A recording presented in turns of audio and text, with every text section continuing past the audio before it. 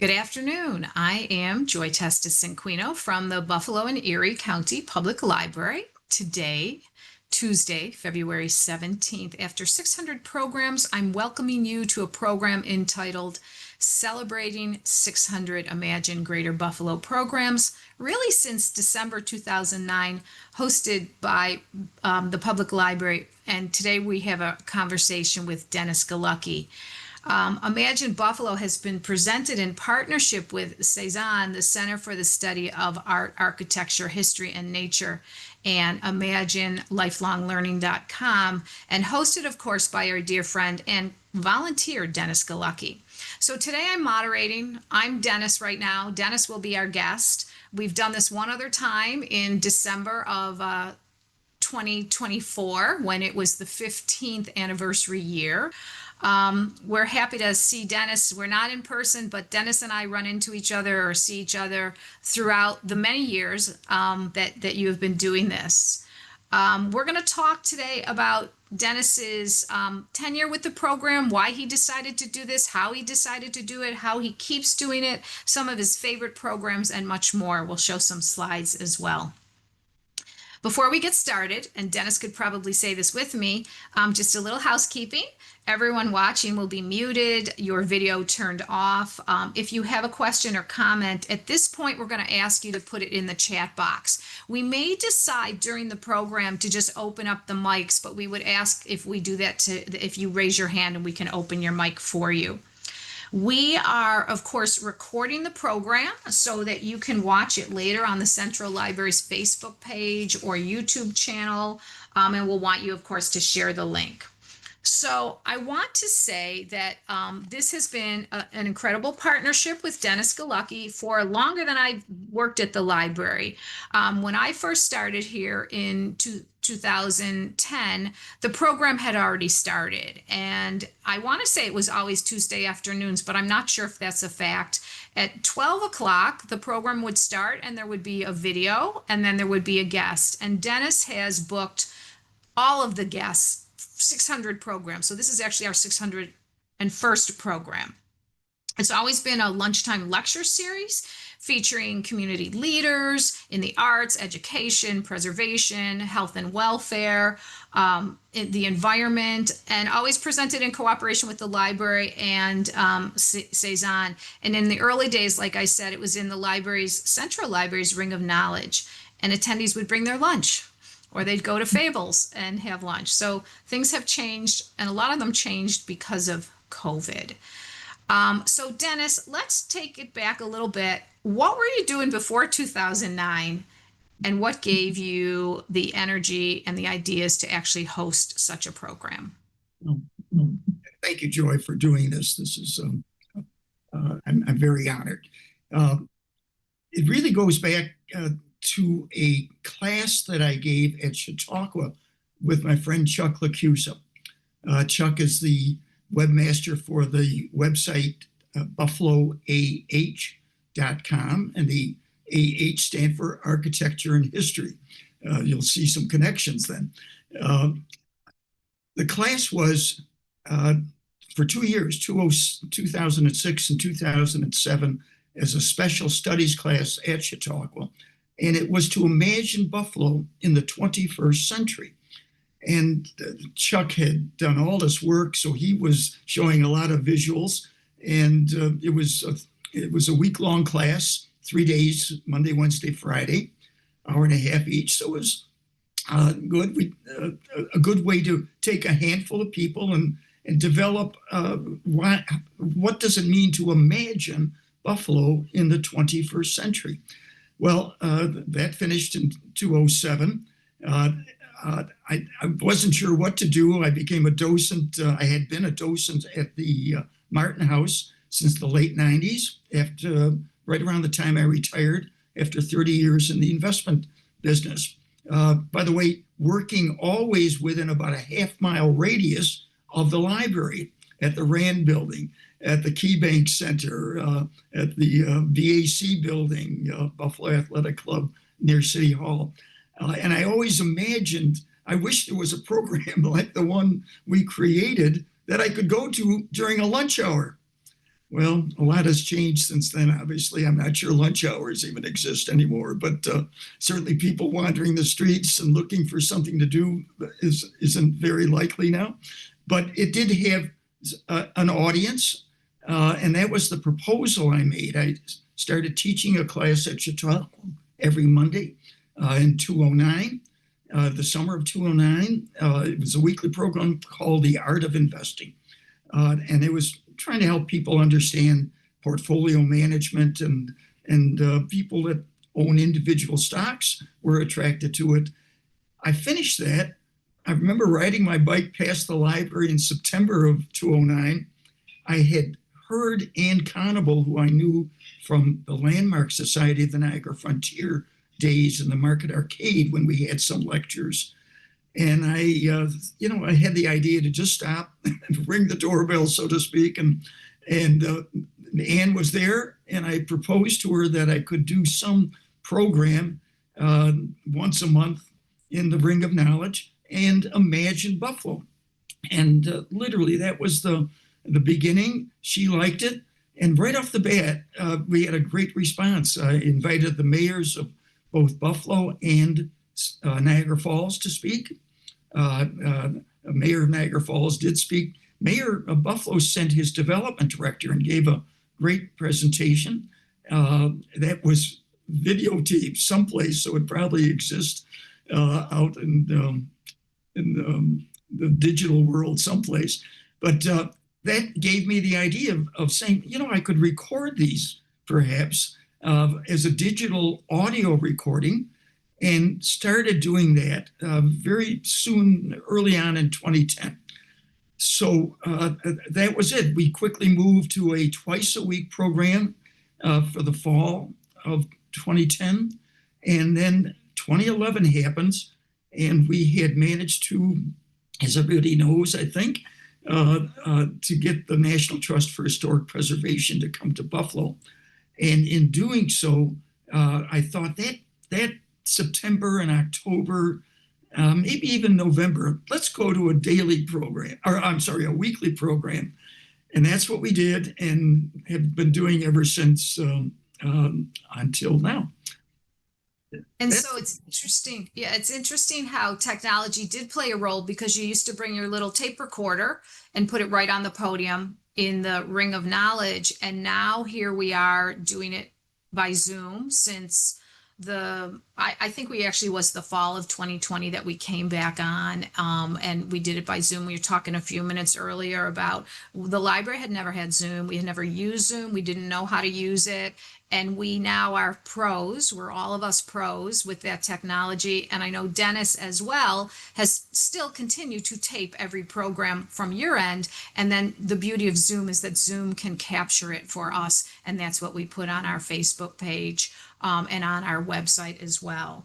I want to say that, and this number, please don't hold me to this number. I'm not a finance person, but I'm sure that all of the live shows, Dennis, and the Zoom shows, over 15,000 people viewed them in person or online. And that's a whole heck of a lot of people.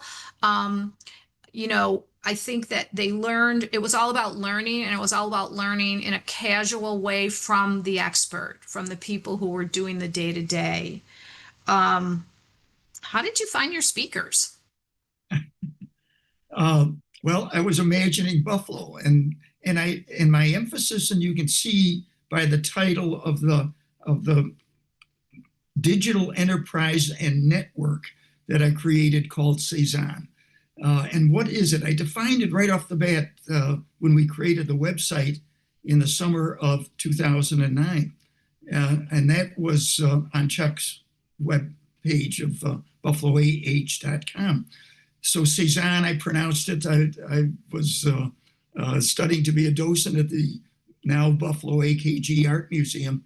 And I liked the artist C-SAAHN as a bridge artist. Took people from one thought process to another. Picasso would say, without Cézanne, there's no Picasso. So I thought this program could act as a bridge to perhaps to connect digitally all the culturals that originally were birthed within the library, the downtown library, and then spun off, especially like during the Civil War, 1862. A group of artists spin off, and before you know it, you've got what now is the Buffalo AKG Art Museum, the history museums, science museums, all spun off. And I thought, what if the library could be that centerpiece again digitally? It would be good for the library, perhaps, and good for the community to see the stories that exist now in the 21st century. That was the underlying root of the Center for the Study of Art, Architecture, History, and Nature. There was one other dimension, really birthed it. I was a docent for close to 25 years. We celebrated an anniversary a few years ago. And I kept asking myself, what makes this so attractive to be a project that our community is really responding to, both with volunteers and money, and the will to do it, to finish it, and as you know, did accomplish that. And I came up with these 4 elements. I thought it's certainly about architecture, Frank Lloyd Wright, but wait a minute, it's really a piece of artwork. It's like walking through a sculpture, the inside of a sculpture almost. And then I thought, but it's really about history, art history, Buffalo history, American architectural history. But then I thought it's really about nature, to the degree that Frank Lloyd Wright would call the Martin House design as organic architecture, from within out. And that was the inspiration for the acronym that developed with that of C-SAAHN. And that really then was the way I was going to invite speakers rooted in those areas. And a couple years later, then added a wellness factor. I got to know Phil Haberstroh. He had created the Wellness Institute located at City Hall.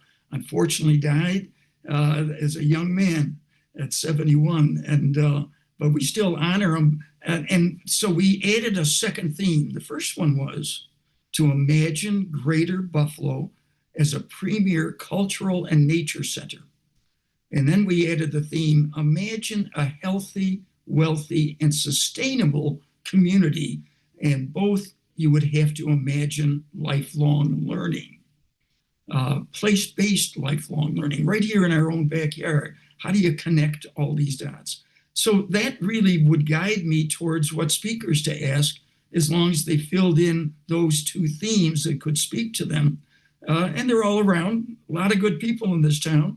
And that's the other thing. We gave them a platform, a half-hour platform, once it became a Zoom program especially, to tell the story of their organization and why it's important to our community and to lifelong learning for everyone. And I will say you really succeeded, because we had the directors of Albright Knox, the directors of Darwin Martin, the directors of the History Museum, the directors of the Science Museum come on and talk about, and many, many, many, many, many, many more come on and talk about their evolution and how they have, what their mission is in terms of meeting the needs of the community. I do want to read something from Spree Magazine from 2018, and then we're going to show our slides. And Dennis has not, well, you saw the slides, but just real quickly, but we can stop if we need to after each slide or during each slide if you want to say anything. So in 2018, Spree Magazine wrote about you, and they wrote, Galucki practices what he preaches about lifelong learning, but it's also clear he's a born teacher. And then you went on to explain how you found your way to arts and culture from a business launching pad, which is what you just talked about. But the term lifelong learning, I know when I came here, because I'm not a librarian, my background is marketing and communications and fundraising. So when I came here, I wasn't even using that term lifelong learning. I use it every week now, and we use it. It's just part of our dictionary here. So I'm going to ask Hannah if she can pull up those slides. And it looks like there we go with the slides. we'll keep each one up for about 5-10 seconds, and then Dennis, if you want to say anything, jump in. Otherwise, we'll just get going. And here you are, right in the ring of knowledge. I'll thank my one son for that Imagine sign you saw, made out of wood. Yeah. Very nice gift. Tom.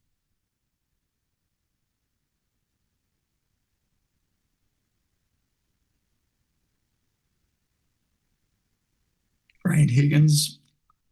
And this was when Brian Higgins was a congressman.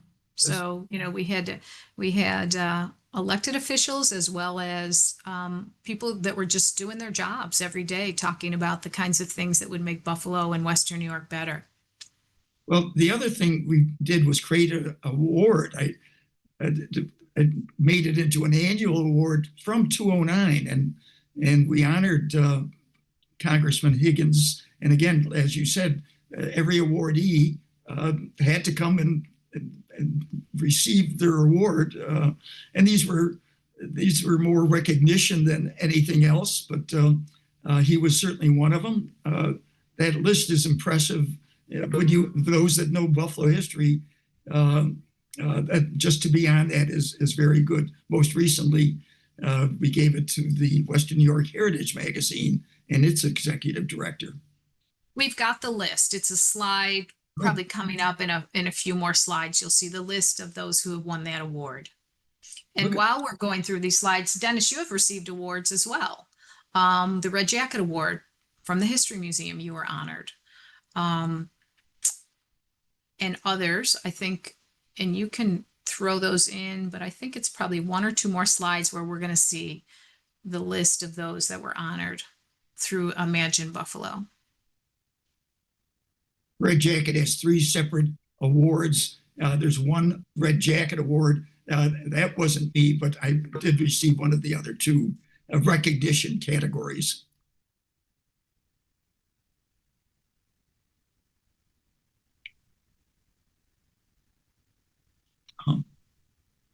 Scott was a great help as we did the wellness, because there are annual county rankings that are done at a national level. And it just struck me, why is Buffalo always at the low end of the counties in New York State? Forget the nation. Just why is Erie, Niagara, Chautauqua, Wyoming, why do these rank at the lowest? And I thought maybe we could at least create some discussion to find that out. We've got a school of medicine. We've got a lot of good reasons to think you should be doing better than we are by the rankings. It turns out the rankings, measure a narrow focus, and they would explain how they're doing it. Now we do it for the county because the county then ranks, has their own ranking, and those were good programs towards wellness, and I think that's important. That I hope that's important to the community to improve its wellness.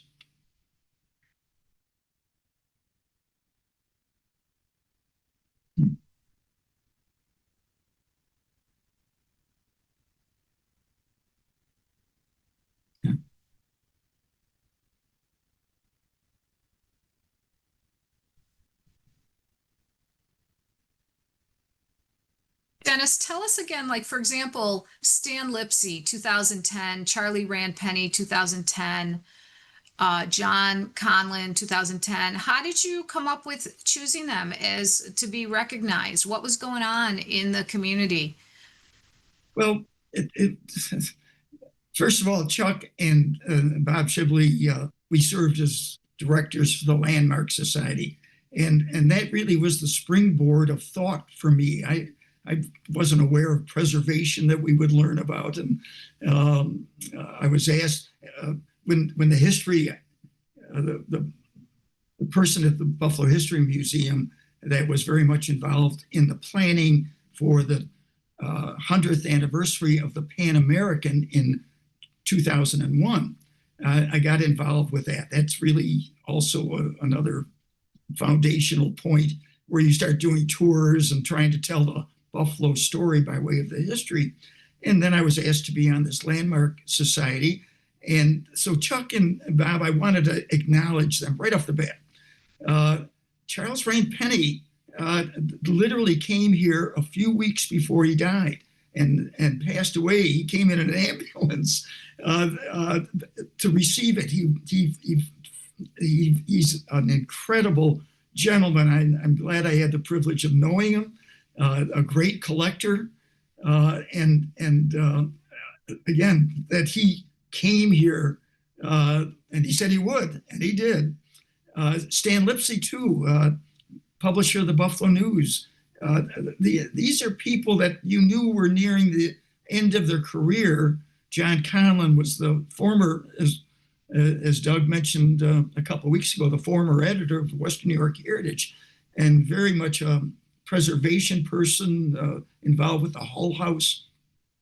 Ed Healy paid me the great honor of making sure that the cover of one of their annual magazines from Visit Buffalo Niagara at the time had these 4 elements. That this is what our area was about: art, architecture, history, and nature, right on the cover.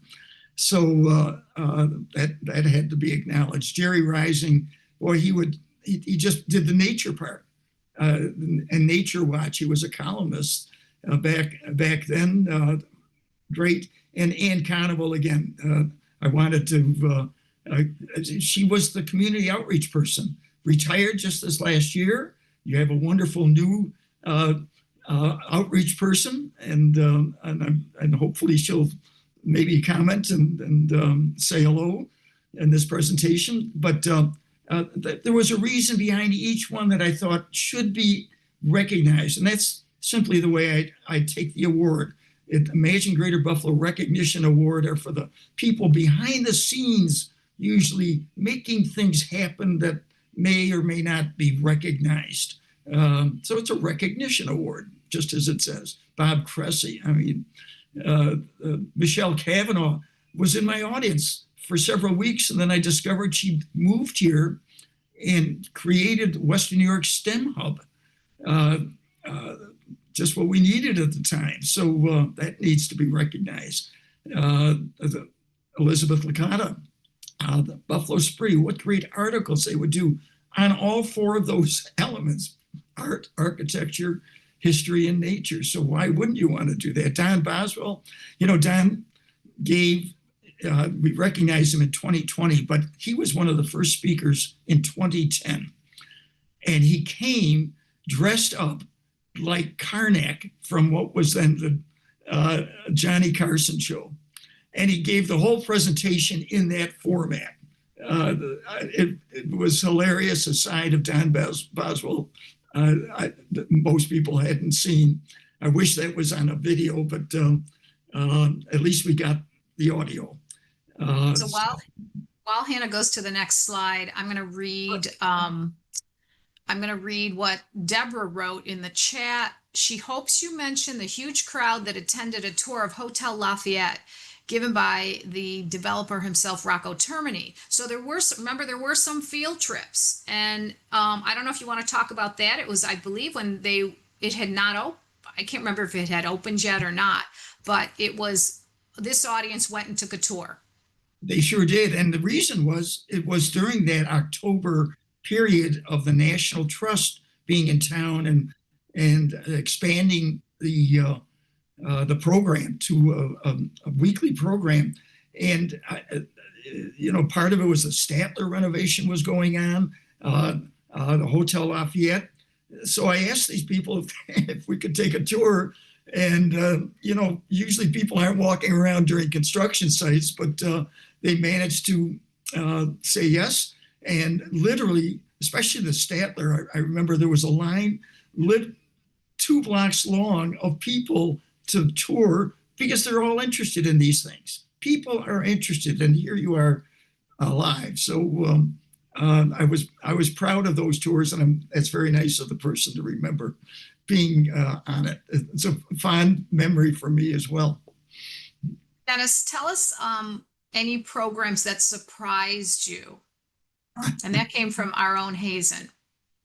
Good.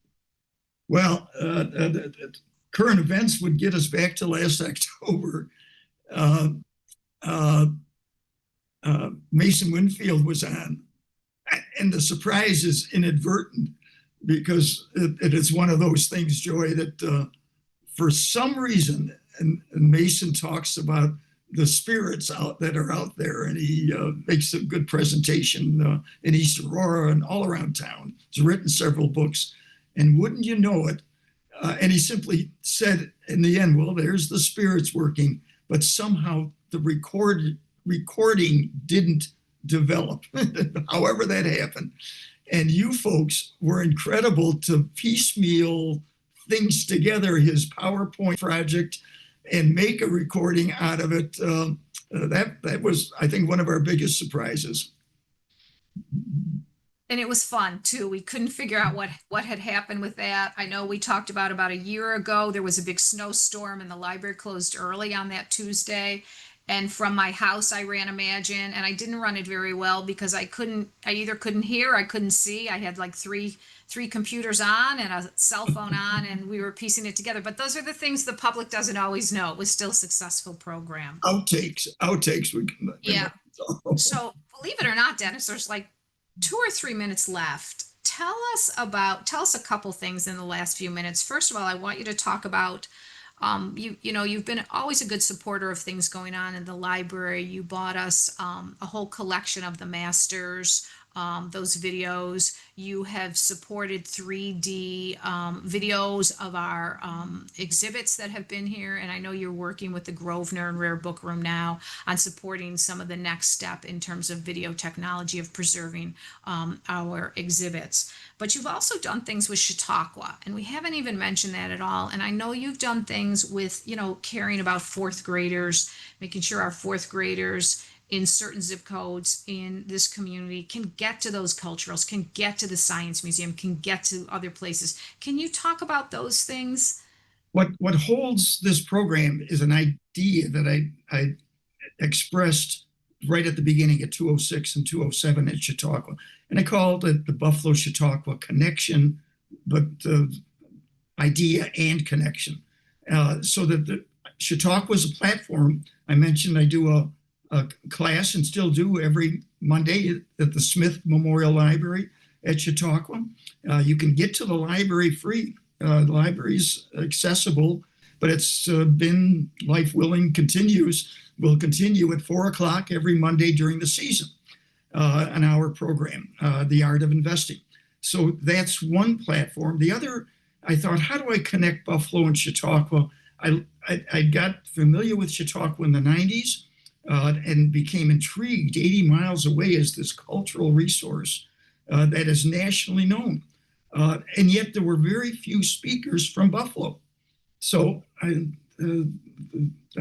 the library, actually, for many years, created a program inviting Buffalo speakers on art, architecture, history, nature, just as we do here, to speak one day a year. And it was a floating day, and it has been, and we're the 17th annual Buffalo Day at Chautauqua is now spread throughout Chautauqua. Platforms in the Hall of Philosophy, the Hall of Christ, with different speakers. We may even have an amphitheater presentation of a naturalization, first one ever for Buffalo Day this year, we're working on. It looks like it'll happen, and that's going to be August 25th, week 9, Tuesday of week 9.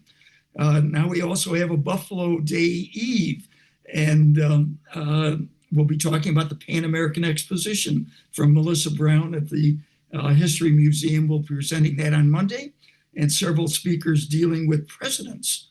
Our contribution for USA 250 this year is to show Buffalo story around presidents, the TR site, and the Presidential Center, Buffalo Presidential Center right there in the library. So that's a different focus every year. And we've had great speakers, and I'm honored that we're able. Oh, and by the way, it's free for Buffalo residents. Families can go to Chautauqua for the day. They do have to live in the 44 zip codes in Buffalo. 14201 to 14280. And if you live there, you can spend the whole day, morning till the evening performances.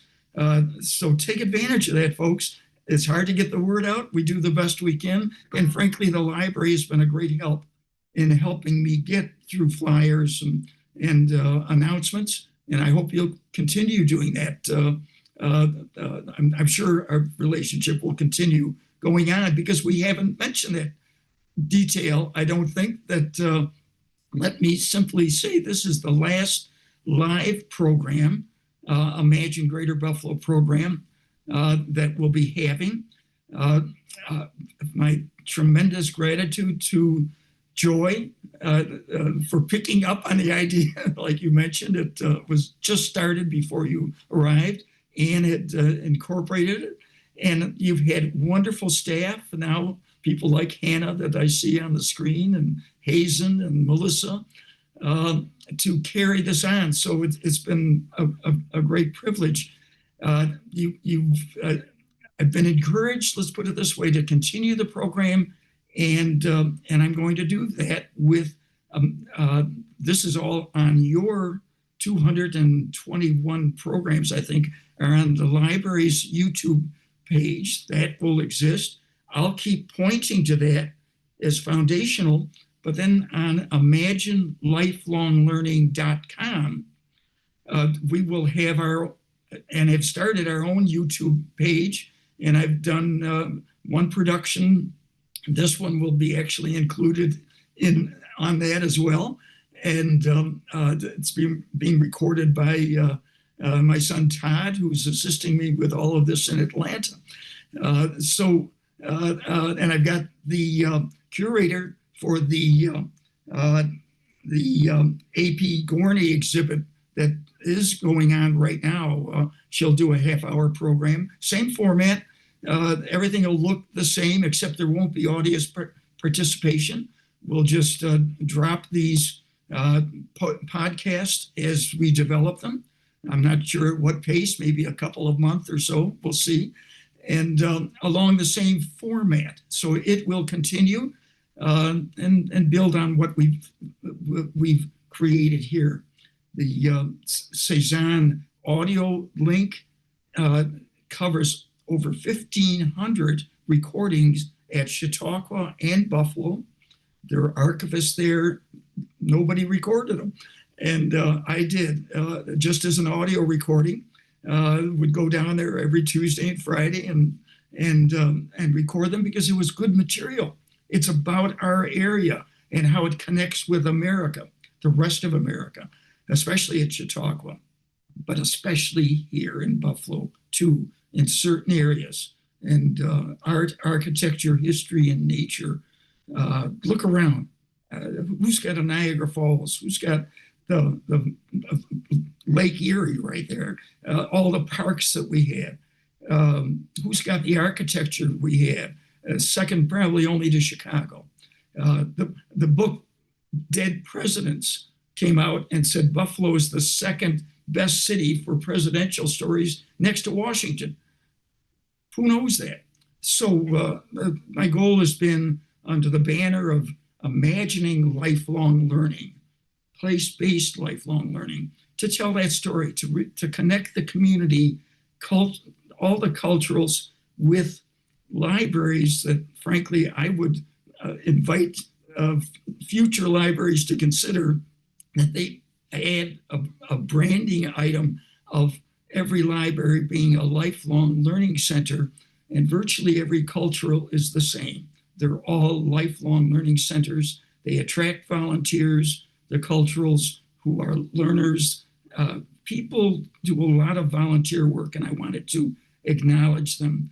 That's why the Center for the Study of Art, Architecture, History, and Nature is a digital enterprise and network designed to help link volunteers with lifelong learning communities as part of the Buffalo-Chautauqua idea. You can go to my C-SAAHN website on Chuck's Lacusa's buffaloah.com, and you'll see that mission statement and what it's trying to accomplish about values and whatnot. So I hope people stay tuned. And this is a jumping off spot from one format to another from my standpoint.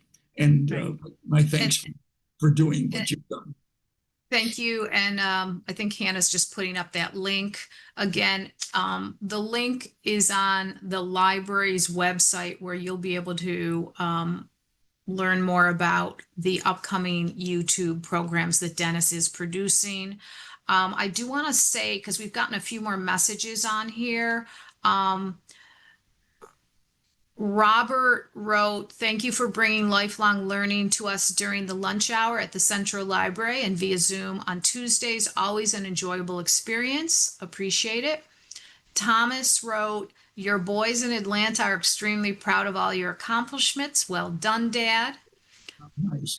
Beth wrote, "What a legacy for that Galucki family and all of Buffalo. A wonderful story and a fantastic brother. I'm very proud of you and your many accomplishments and the people who embraced your love of so many areas of lifelong learning stories and of Buffalo." And then Todd, your other son, another son, wrote, "Bravo, Dad. Well done. 600. Deborah wrote, "I'm glad I have witnessed the last live session of this series that I have attended off and on for years. I have learned so much about the Buffalo region and gotten me to branch out to attend many institutions, including Chautauqua." Nice. And so, Dennis, you're getting a lot of love and a lot of hearts from the people who are on right now live. And then, of course, like all of our other Imagine programs, this gets posted on our YouTube and on our Facebook, where other people have an opportunity to view it, whether it's this week, next week, or even in a year from now, where the whole, it was really important that these be archived, and they are. I do want to say that, in just thinking about who is Dennis Galucki and my conversations with Dennis over the years, because sometimes I would call him up to address the previous show, or we talk about upcoming shows, or we talk about who makes sense to come on as a speaker. Dennis has always been passionate. He's a supporter, as we know. He's an ideas person. He's an educator. He's a speaker. But most of all, you're a connector. And I think the connector of even any conversation we ever have with you, or you talk about, if you're just, here at the library meeting people or on lifelong learning, that you want to connect how Buffalo and what people are doing can change the lives and change what this city was and what it can become. And for that, we thank and appreciate you, Dennis Galucki. If you were here in person, I'm looking at you on the screen and you're only about this big for me, but if you were here in person, I know we would be popping the cork and really saying how much your work has helped the library in its mission to meet the needs of the community, and what was the right thing at that time to be working with our community and informing them about. So wishing you the best. I know that our conversations and our meetings are not done. You are one of the biggest library supporters ever, ever, ever. And we thank you, and I hope everybody will give you a big hand right now. And when they see you, or talk to you, or communicate with you, or send us a message for you, and we will forward those to you, that that you've made an impact, and that has been important to us and to the community. So hats off to you, Dennis, and wishing everyone well. Stay healthy, stay warm. I guess stay warm. It's going to be a little warm this week. But anyway, Dennis, I don't know if you have one final thing you want to say. Just one last word. Very much. I thank you, but I really do thank all the people that have supported this by participating over the years. And as you pointed out, continue to participate in looking at the YouTube programs or listening to Internet Archive, where the 1,500 are. A big number you mentioned were continuing to watch this. So my hats off and thanks for the support of viewers. Without you, it doesn't happen. Why do it? Thank you all. Thank you. And as Dennis would say, have a good day. And be well.